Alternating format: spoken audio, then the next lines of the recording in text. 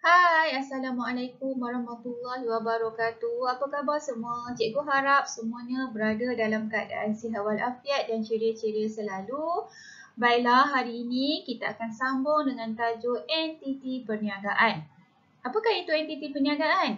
Ia adalah organisasi yang didefinisikan sebagai suatu kelompok orang yang bekerjasama dan memberikan komitmen untuk mencapai tujuan yang sama. Dalam perikanan, terdapat 4 jenis organisasi, iaitu milikan tunggal, perkongsian, syarikat berhad dan juga koperasi.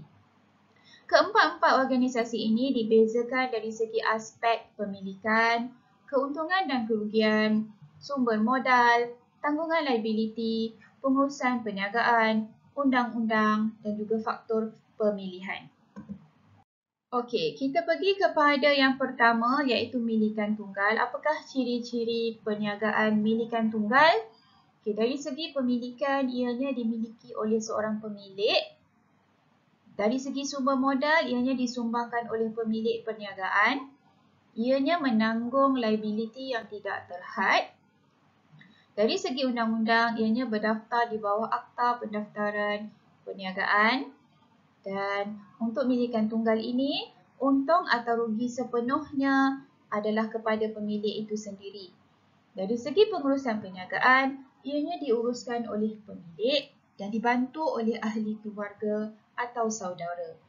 Okey. Dari segi faktor pemilihan, mengapa orang memilih perniagaan ini ialah ia memerlukan modal permulaan yang rendah dan pemilik juga bebas untuk membuat keputusan perniagaan. Kerana itulah ramai yang memilih perniagaan milikan tunggal. Okey, perniagaan perkongsian pula ianya dimiliki oleh 2 hingga 20 orang. Ini adalah perniagaan perkongsian yang biasa, manakala 2 hingga 50 orang bagi perniagaan profesional. Dari segi sumber modal, ianya disumbangkan oleh para perkongsi dan perniagaan perkongsian ini menanggung liability yang tidak terhad. Okey, perniagaan ini juga didaftarkan di bawah Akta Perkongsian 1961. Segala keuntungan dan kerugian akan diagihkan kepada para perkongsi mengikut syarat yang telah dipersetujui. Dari segi pengurusan perniagaan, ianya diuruskan oleh perkongsi yang aktif. Okey, mengapakah mereka memilih untuk menubuhkan perniagaan perkongsian ini? Ialah perkongsi dapat menggabung modal dan kepakaran yang mereka ada dan risiko kerugian juga dapat ditanggung bersama. Organisasi yang ketiga ialah koperasi. Dari segi pemilikan, ia dianggotai oleh 50 hingga tiada had maksimum jumlah anggota. Dari segi sumber modal, ianya dikumpul daripada anggota melalui penerimaan fee masuk dan juga jualan saham.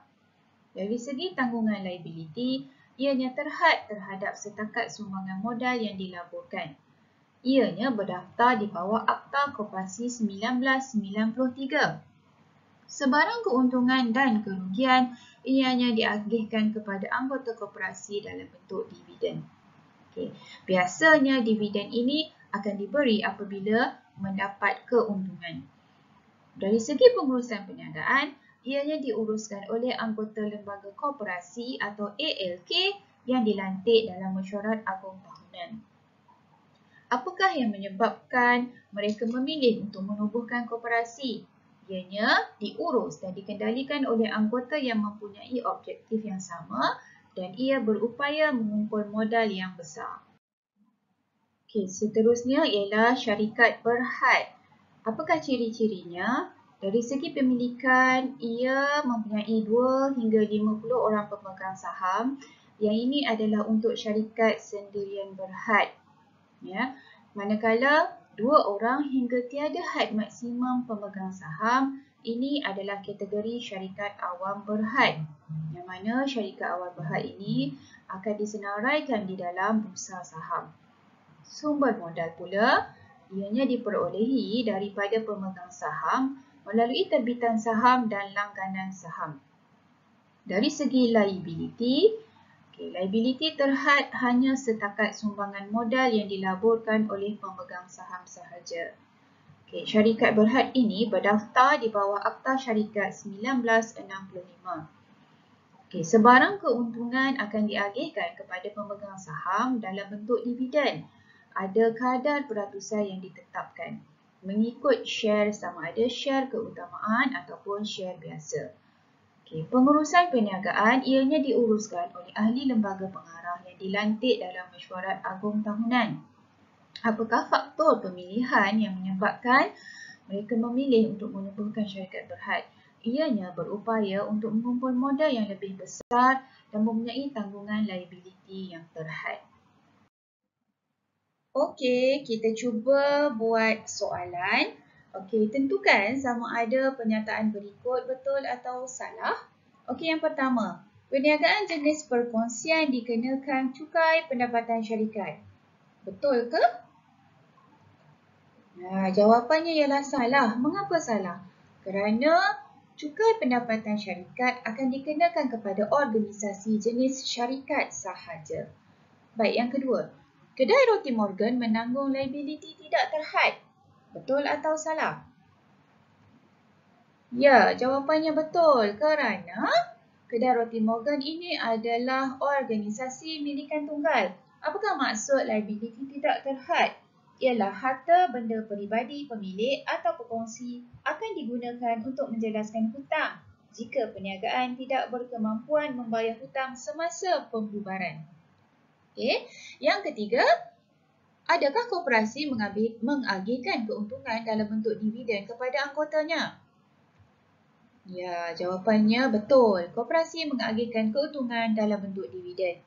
Dan yang terakhir, bilangan anggota koperasi adalah sekurang-kurangnya 2 orang dan tiada had maksimum. Ya, jawapannya salah kerana ia sekurang-kurangnya 50 orang dan tiada had maksimum.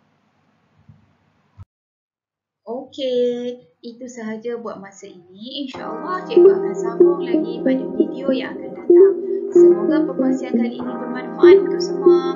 Assalamualaikum warahmatullahi wabarakatuh dan jaga diri.